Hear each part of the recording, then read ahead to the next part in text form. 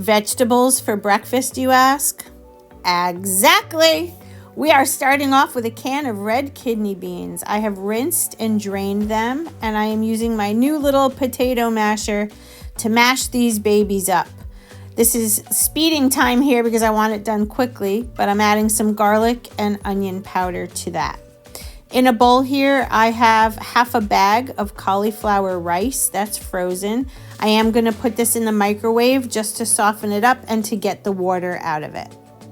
All right, so once that's done, I have a 1/4 cup of brown rice that's already cooked, and I'm going to put them both in the bowl. I'm going to mix this up together, and we are building ourselves a Mexican rice bowl. How exciting is this? I am hungry, but I don't know. I never really had veggies for breakfast, so it's going to be quite interesting. But we're going to do this, and we're going to get hunger pains gone. We're going to be satisfied, and we're going to be able to carry ourselves well through into the afternoon, probably beyond lunchtime.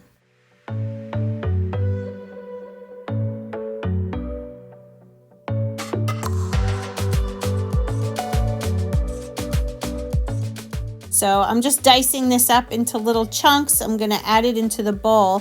When I do go to cook this, what's going to be interesting is the tomatoes are going to release all their juice, and instead of just using a tomato sauce or a tomato paste, which you could absolutely do, I'm doing my hardest here, guys, to eat whole foods. So instead of having processed anything, as much as I can stand it, I'm going to try to stick with the whole foods. Next thing we're going to do is chop up this beautiful orange bell pepper. I'm only going to use one little section of it because we have a lot of other veggies going into the bowl. So just use your judgment, use to your heart's content here, because these are low calorie, high filling foods, meaning you can have a huge amount of these vegetables without really worrying about the amount you're having, which is so different from the 3 servings of vegetables that I used to have on the old program that I was following.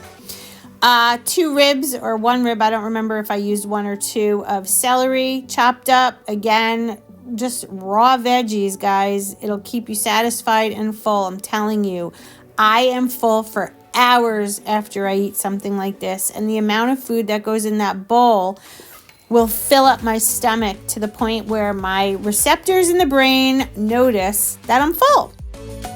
The next thing I'm going to add here is some cut white corn, super sweet, from Trader Joe's. It's frozen, and I'm putting it in frozen, just a 1/4 cup. I'm going to mix this all together, and then I'm going to do some seasoning. And this is where that Mexican flavors come into play. So the first thing I'm going to do is add some cumin. This is that smoky, delicious flavor that we all know and love. And then we're going to add some paprika.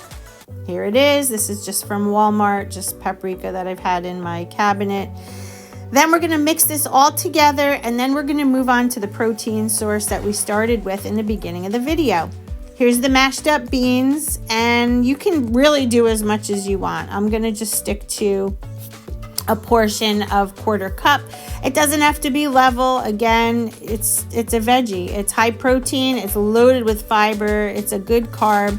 It'll stick with you for hours and hours, and it hits the satiety part of the brain.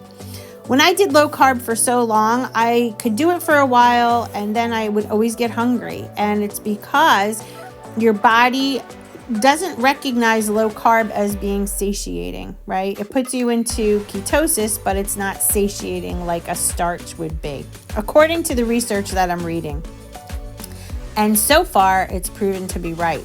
I have no binge eating tendencies. I'm not hungry. I can eat a meal like this and be full, like I said, well into the late afternoon. And sometimes I'll eat something and I could barely eat it anymore.